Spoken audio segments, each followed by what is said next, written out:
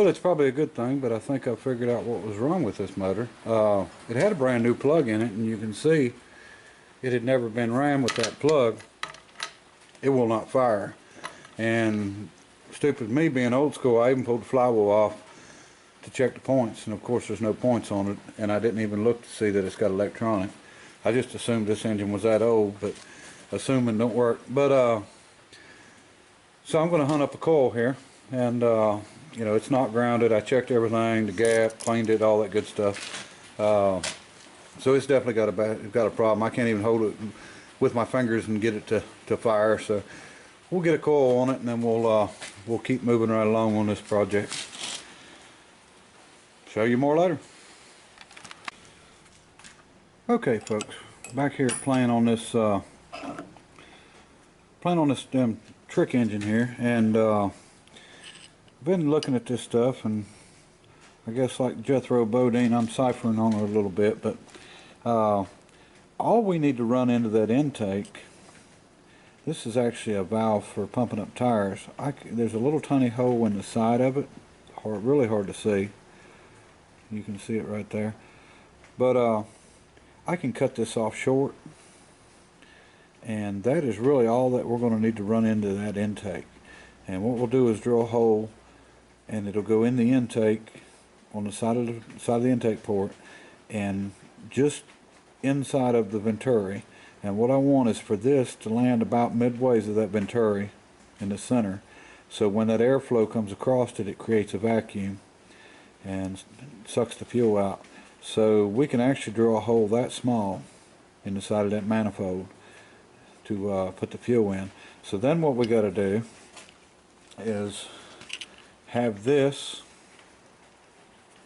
hooked in, possibly like this, and then have a jet inside it to be able to adjust the fuel flow. This will go into a seat and have our fuel coming in here, and that's basically all you need to you know, properly adjust the fuel and the flow.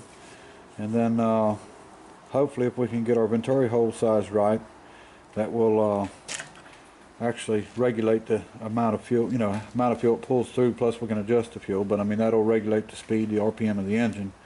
And you know, I don't want to run a lot of air and then lean it out with this valve, because if you do that, you'll end up, you know, with a lean running engine, and it'll, you know, cause a lot of other trouble. It'll burn your plugs up, burn pistons up, and so we don't want it to run lean, but we don't want it to run too rich either. But so the airflow is what's going to control, you know, the speed, and then we adjust the fuel to that. But what we've decided we're going to do, we're not going to do any one thing, or we're not going to do everything together, like our firing on our head. We don't want to do that and this at the same time, because when we start having troubles, we may not know which one it is. So I'm going to get the coil for that engine, go ahead and get it running good, you know, stock, and then we'll start working on the fuel system first. We'll get it running without a carburetor. Once we're running without a carburetor, we'll be able to mess with that firing and get that right. And you know, it shouldn't be too big of a job here. And then we'll do the little video there that hopefully you've already watched, and see if we can't fool a few people here. I'll show you more shortly. Okay, folks, here's what we've got so far.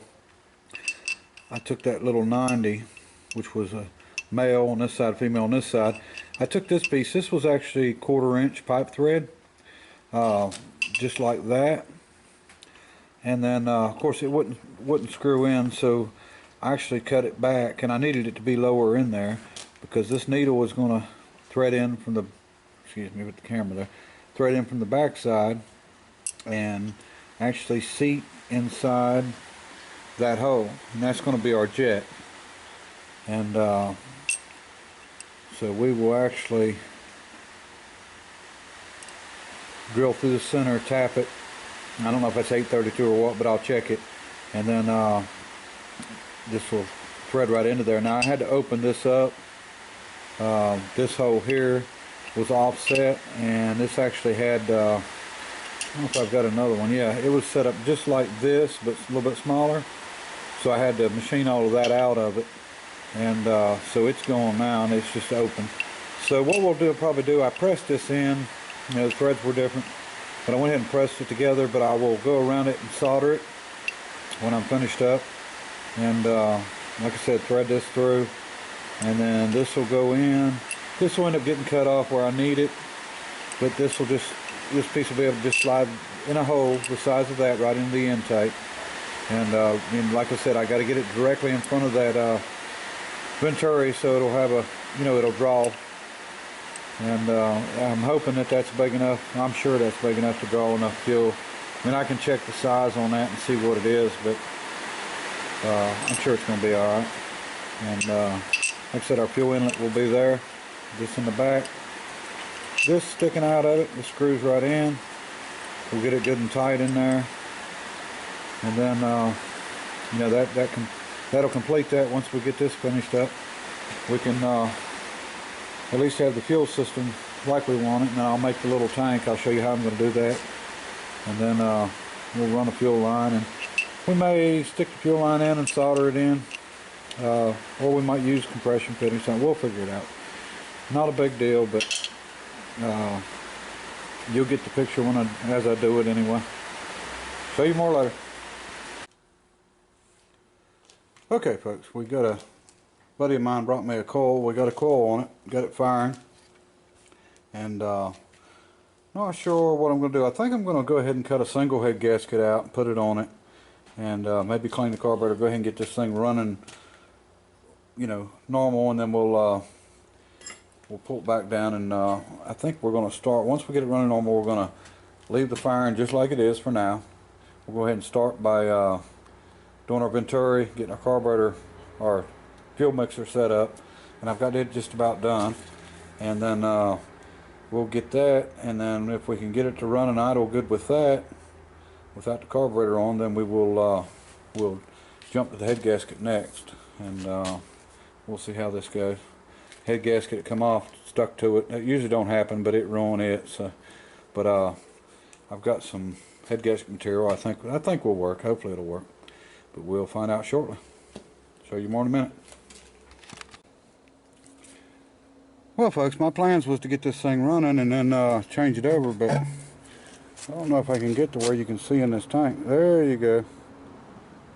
You see that tank? That thing is just terrible in there.